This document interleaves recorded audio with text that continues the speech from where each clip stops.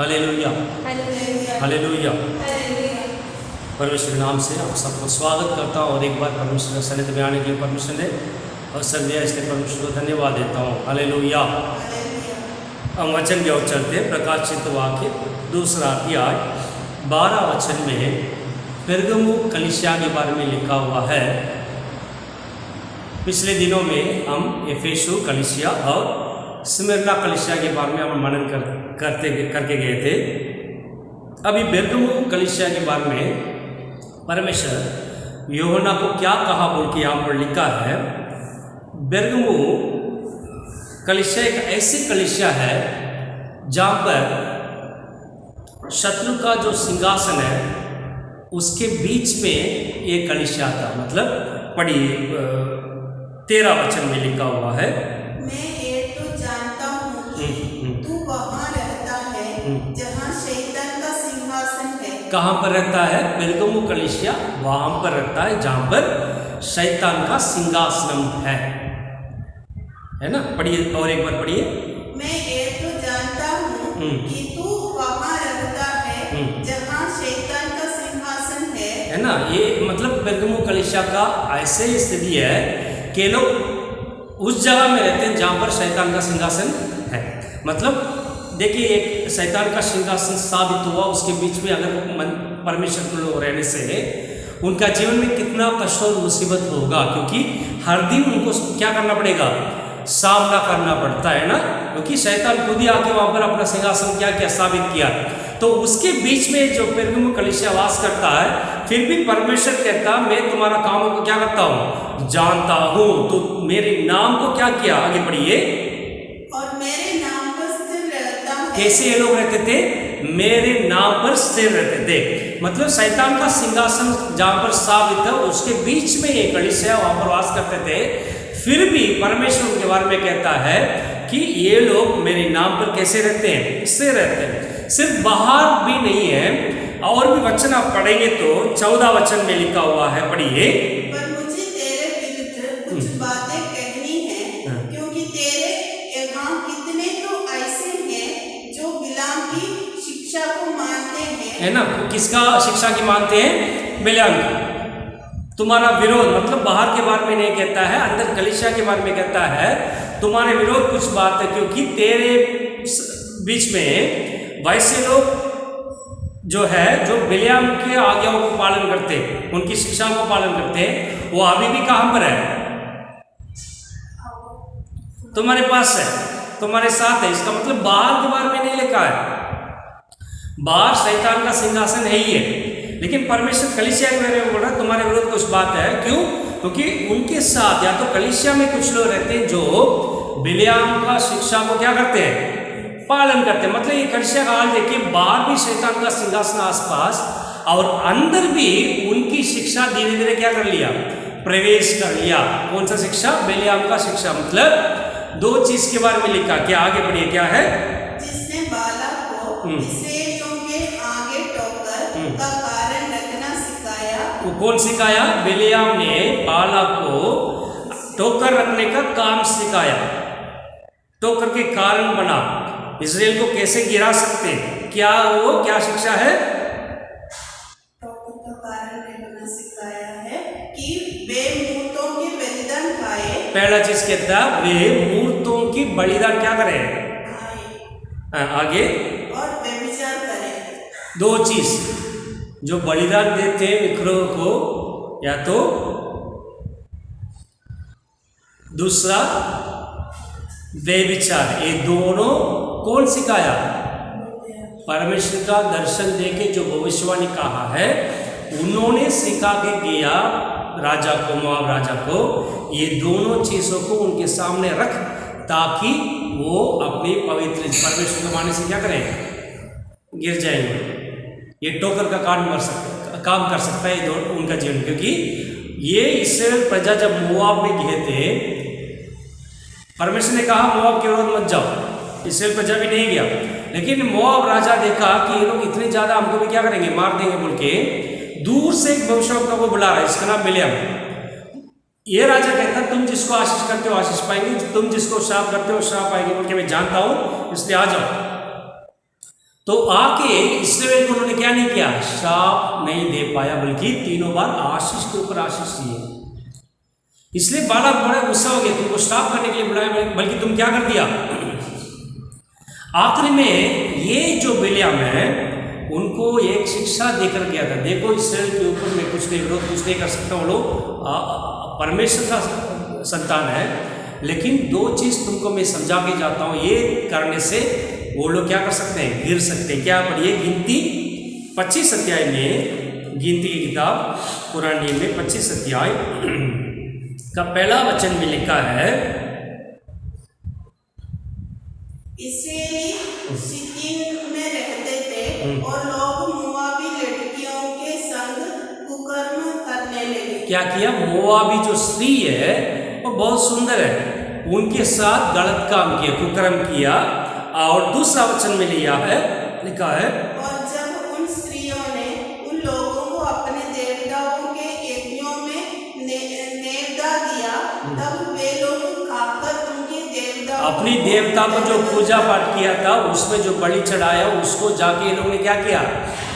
ये दोनों किसका शिक्षा है, बिलियाम का शिक्षा है। ये दोनों शिक्षा देखिए उसमें गिनती में 31 अध्याय में भी लिखा हुआ है, 31 अध्याय 16 वचन, चैप्टर 31 वर्स 16 में, देख के बिलाम की सम्मति से कोर के विषय में इस्राएलियों से यहोवा का विश्वासघात इन्हीं ने कराया, है ना, विश्वासघात कौन ने कराया, इन्हीं ने कराया, बिलेम के बारे में लिखा है। तो ये परमेश्वर का जो काम करने वाला भी आके परमेश्वर के दास के विरोध कैसे उनको टोकर गिरा सकते हैं, उनको टोकर कारण बन सकते हैं बोल की शिक्षा देखी जा रही। क्या है, एक तो सुंदर स्त्री को बेचो वो गिरेगा, दूसरा उनका देवता को जो बलि चढ़ाते हैं उसको खिला दो, क्या करेंगे। परमेश्वर कहता है पेरगमुन कलीसिया को, तुम्हारे विरोध कुछ बात है मुझे, क्या है कि ये दोनों करने वाले कहाँ पर मौजूद है, तुम्हारे बीच में मौजूद है। मतलब शैतान बाहर अपना सिंहासन स्थापित किया ही है, उसके बीच में ये कलीसिया वास करता है। अभी परमेश्वर कहता है कि कलीसिया में भी कुछ लोग जो बिलियाम का शिक्षा क्या करते हैं, पालन करते हैं। आजकल भी ऐसे दिखाई देता ना, बाहर हमारे देश पे आप पूरा देखेंगे या तो पृथ्वी पर में भी देखेंगे, शैतान अपना सिंहासन स्थापित करने के लिए बहुत प्रयास करता है ना।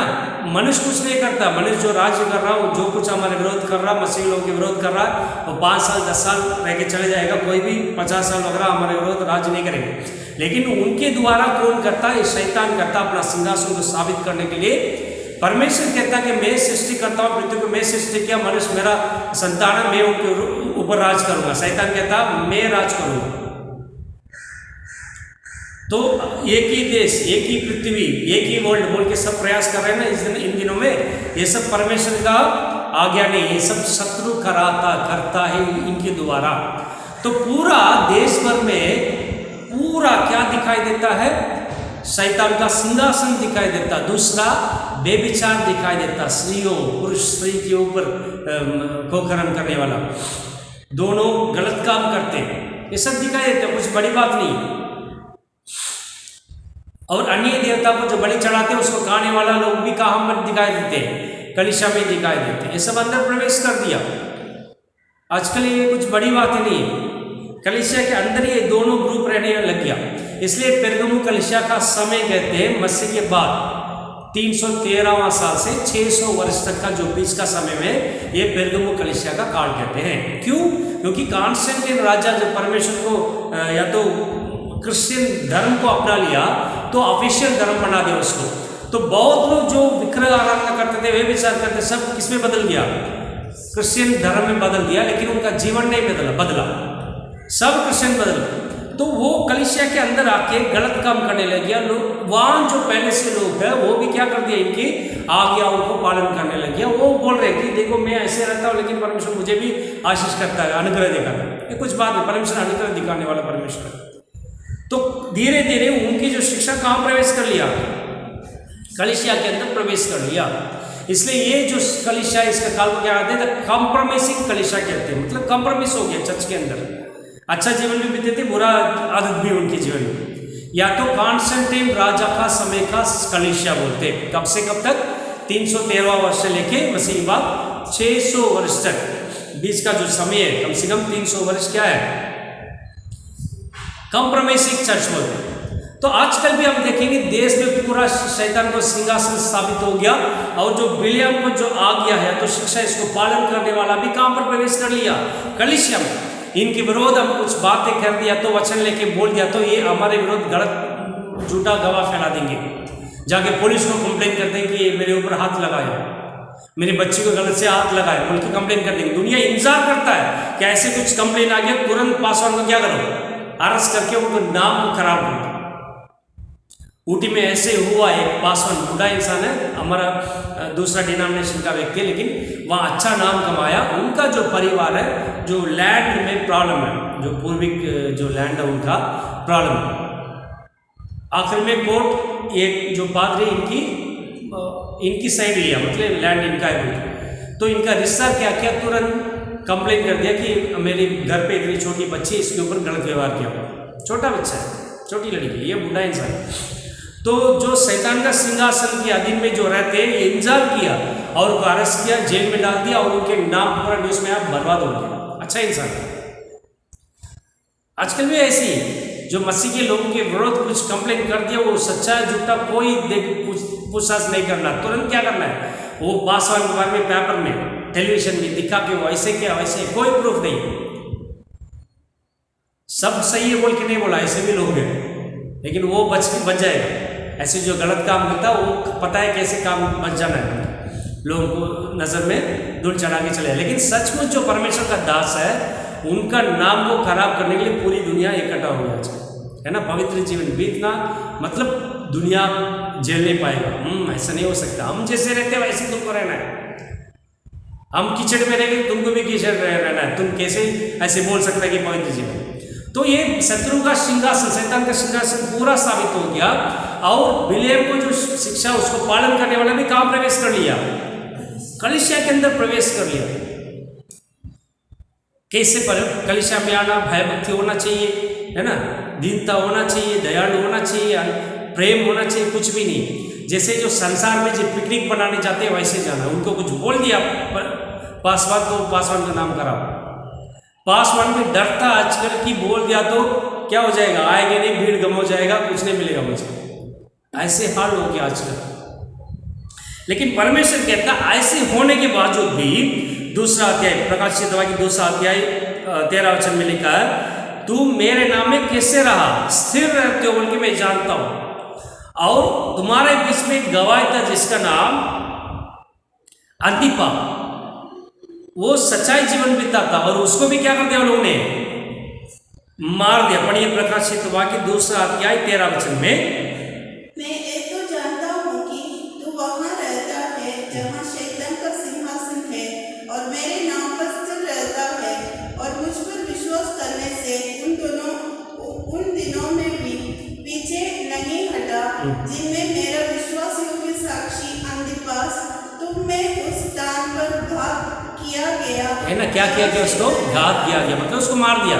वो अपना विश्वास से पीछे नहीं हटा, अच्छा गवाह बना रहा, और उसको उस स्थान में क्या कर दिया गया, घात किया गया। मतलब देखिए पूरा शैतान का सिंहासन, और कलीसिया में कुछ लोग ऐसे बिलेआम का आज्ञा पालन करते, लेकिन उसके बीच में भी कुछ लोग जो परमेश्वर का नाम में स्थिर रहते और विश्वास से पीछे नहीं हटते। उसमें एक व्यक्ति का अंतिपास का नाम है, उसका घात भी किया गया। परमेश्वर उनको अप्रिशिएट करता है। अतः आजकल भी आप देखेंगे देश भर में शैतान का सिंहासन हर जगह में स्थापित होगी, जहाँ पर वास करते पृथ्वी में भी स्थापित हो रहा। कलीसिया के अंदर में भी ये चीज से अंदर आ गया, जो शैतान का आज्ञा, बिलियाम का आज्ञा शिक्षा है, कहाँ पर प्रवेश कर दिया, कलीसिया के अंदर प्रवेश कर दिया। लेकिन उस ऐसे कलीसिया बीच में आप जाके देखेंगे कुछ लोग बहुत विश्वास के साथ परमेश्वर के लिए जीवन बीतते, परमेश्वर के नाम में स्थिर रहते। हालेलुया। तो वैसे लोगों को कहता है परमेश्वर उनको क्या देगा बोल के पढ़िए, उसमें 17 वचन में लिखा है 17 में, जिसके कान हो वो सुन ले कि आत्मा कलीसियाओं से क्या कहता है।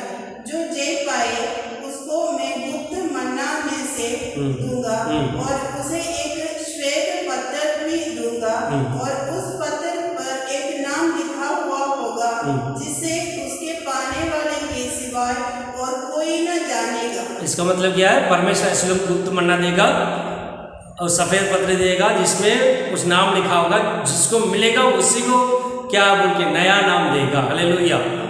तो कलीसिया में दो भाग है, एक परमेश्वर के लिए विश्वास योगी जीवन बीतते स्थिर रखे, उनके लिए मरने के लिए तैयार है, वैसे दूसरा भाग जो आसपास में सिंहासन साबित है उनके अधीन में रहते हैं। और कुछ लोग कलीसिया में भी आके प्रवेश कर रहे थे।